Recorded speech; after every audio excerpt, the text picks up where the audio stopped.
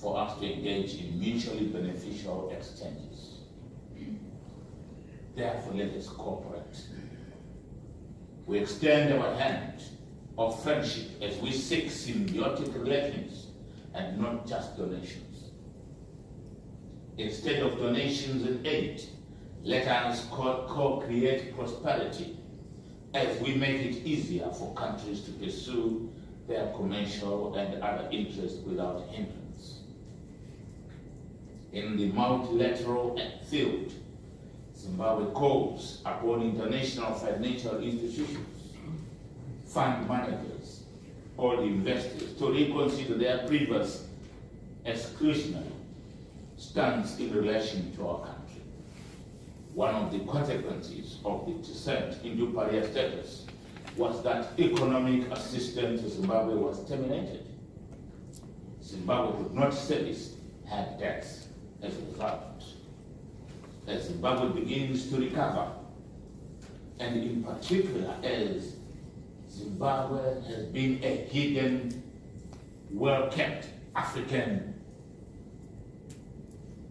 secret product, which is now being unveiled and which was being a lying elephant, it is now awakening, and it is the awakening giant.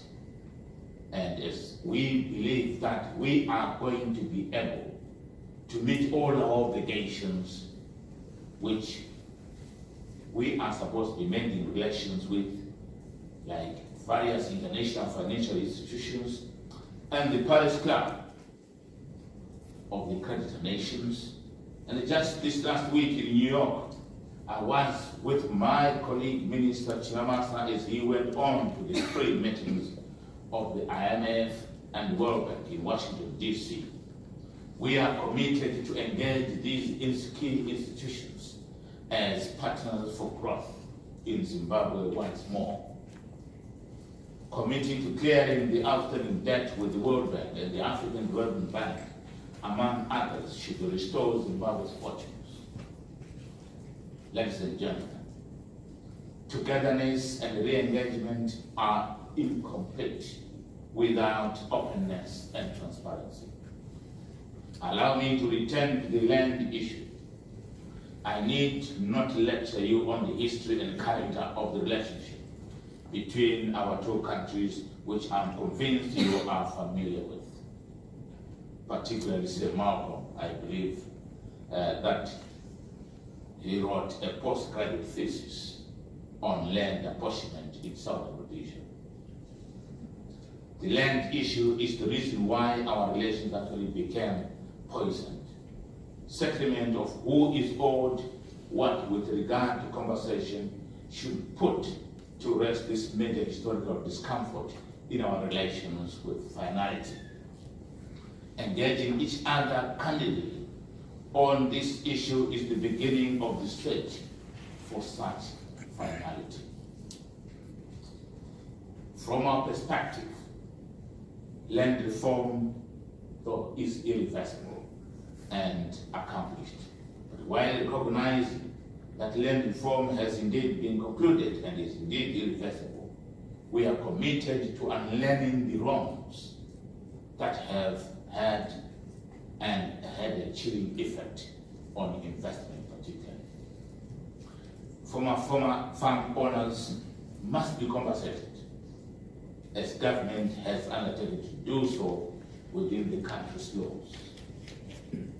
Crucially, the Land Commission must be empowered to conduct a full land audit so that the land reform program benefits all who call Zimbabwe home, without even discrimination of color or creed, but any Zimbabwean who is going to describe itself as a farmer. And in this regard, we are quite optimistic that the interactions which we are having and the discourse which is going on at the moment is going to put this matter to finality. Ladies and gentlemen, let us recall the commitment made by His Excellency President Mnangagwa in his inauguration speech. He informed the world that he was taking office to complete the term of the former president, he felt obliged to seek a mandate in terms of the constitution of Zimbabwe. And to quote him, the voice of the people is the voice of God. Therefore, as Zimbabwe prepares for the general election in July 2018, we reaffirm our commitment to openness and transparency in the run-up to the and during and after the elections themselves. The government is undertaken to abide by the rules and standards applicable for the holding of free and fair and credible elections. Politically motivated violence, hate speech, and even other forms of electoral malpractices will not be tolerated at all. Only under peaceful conditions can Zimbabwe have meaningful elections which will move the country forward together as a united nation. To underline this commitment, the President has committed to meeting with all political leaders to forswear a code of conduct that there will not be any violence in this year's election, and that we must then be committed to ensuring that we deliver, all of us as Zimbabweans, a free and credible elections for the betterment of the national interests of Zimbabwe.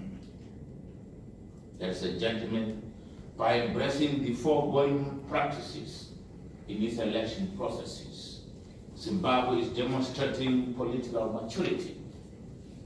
As a newly reintegrated member of the family of nations, it is obligatory that Zimbabwe demonstrate that it embraces democratic values and practices. Inviting members of the international community, both governmental and non-governmental, to come and observe our election shows that we have nothing to hide at all, and that we are disposed to accepting constructive criticism from others.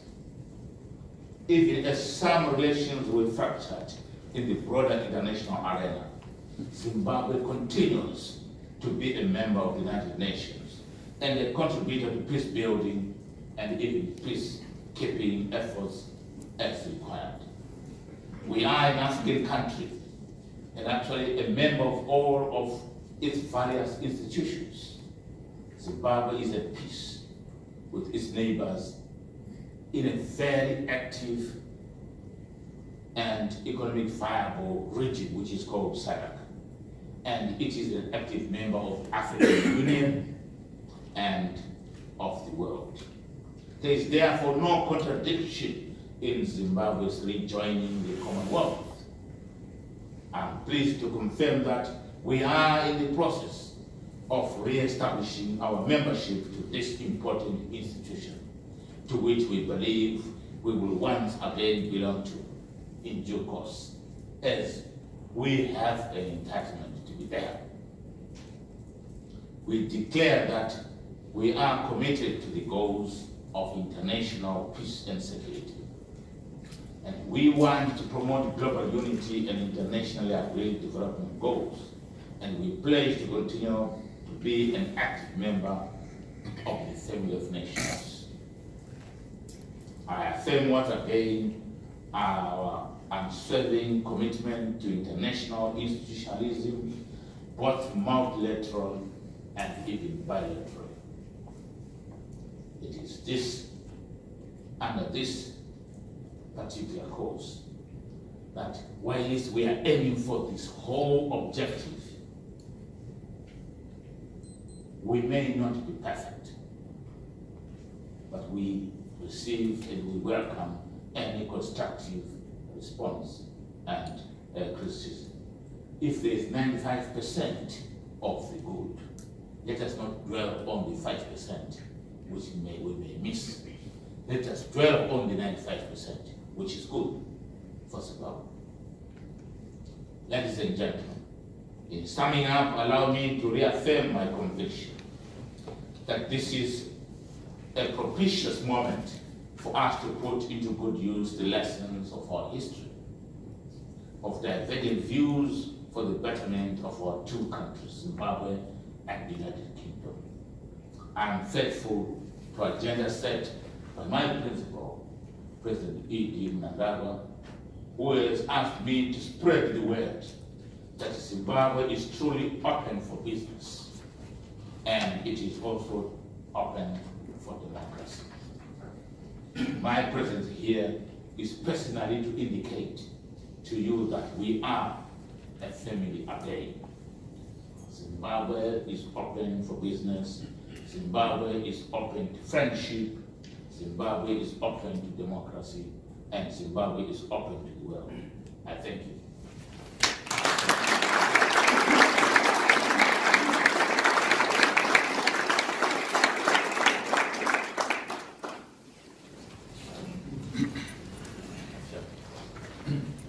Well, thank you very, very much indeed, Minister.